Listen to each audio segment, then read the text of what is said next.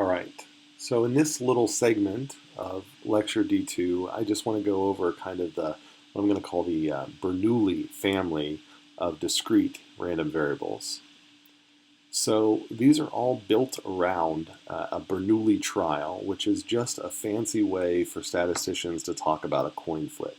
If I flip a coin, a fair coin comes up heads half the time and tails the other half of the time.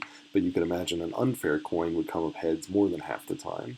So I can model that with a probability mass function that looks like this, where say k is equal to 1 is equal to heads, and k is equal to 0 is equal to tails, and this is the probability of heads, and then 1 minus that is the probability of tails. The cumulative distribution looks just like this. So you just sum these outcomes up, and not surprisingly, p plus 1 minus p is equal to 1. So the expected value of this is just equal to p, and the variance is p times 1 minus p. So pretty simple Bernoulli trial, but then we build a lot of things on top of it. So we'd say that, well, given that this is like the simplest kind of random thing that can happen in an instant, then we can ask how many instants do we need for certain things to happen. So a binomial distribution describes how many successes we're going to get given a certain number of trials. So if I flip a coin 100 times and it comes up heads roughly half the time, if its probability of coming heads is 0.5, then how many heads am I going to get in that 100 times? So you can look at the probability mass function here, and so this nice red one here is when the probability is 0.5 and n is equal to 40, and not surprisingly, you get a nice mode right at 20.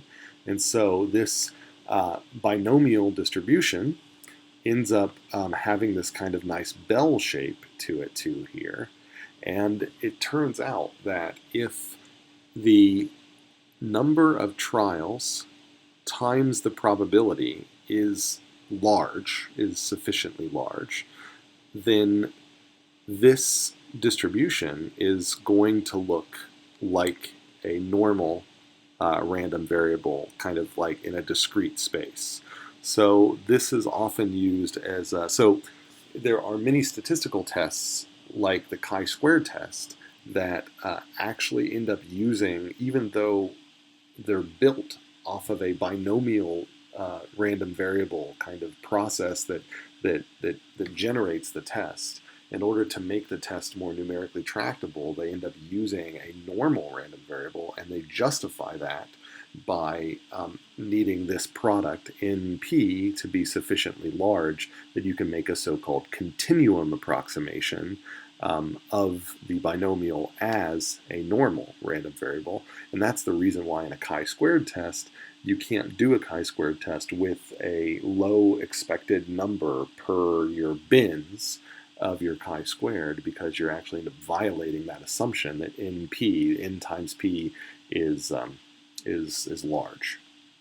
So that's why these kind of look bell-shaped, is that they're kind of the discrete analog of a normal random variable. Okay, so remember, binomial is the number of successes given a certain number of trials. Now, that's what it is, a number of successes given a certain number of trials.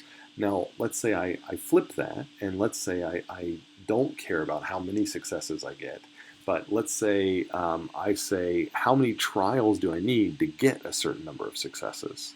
So the negative binomial distribution, the negative binomial here, which we might sometimes abbreviate NB, is the count of how many trials I get.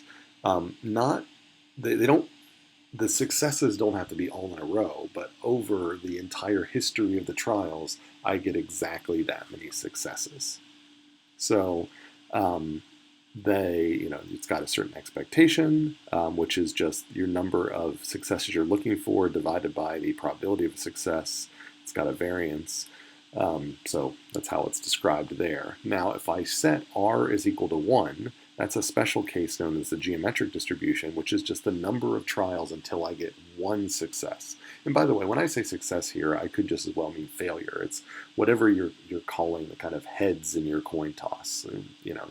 So it doesn't have to be a good thing. It could be a bad thing or something. So, you know, this could be how many times I push the elevator button until it breaks. You know, well, all I care about is that it breaks, and so that's my success. So, you know, this is you know, how many presses until failure.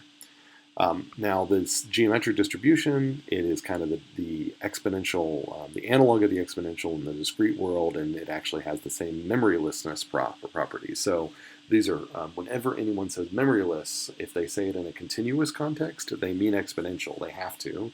If they say it in a discrete context, they mean geometric. They have to. So these are these sort of magical distributions that have this property of memorylessness.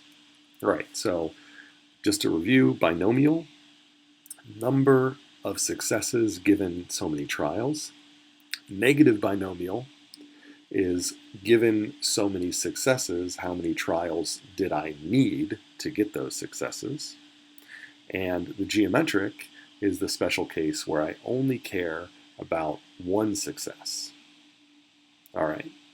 And so that's kind of all of what I'm sort of grouping into this kind of Bernoulli family. And I'm just going to kind of skip ahead to this kind of summary here, where I mentioned that we often will summarize them with these sort of symbols here. So like a binomial is sort of the most general symbol here. So this is a binomial with, I'm looking for n is the number of trials and p is the probability. So these are the parameters of the distribution. And if I just change n equal to 1, then a binomial distribution becomes a Bernoulli. And NB, if I use that symbology, I mean negative binomial. And the two parameters there are the desired number of successes and the success probability. A geometric distribution, again, a geometric distribution is just a negative binomial where r is equal to 1. So it only has a single parameter, p, because you're forcing r equal to 1. And so, yeah, that's kind of our Bernoulli family right there.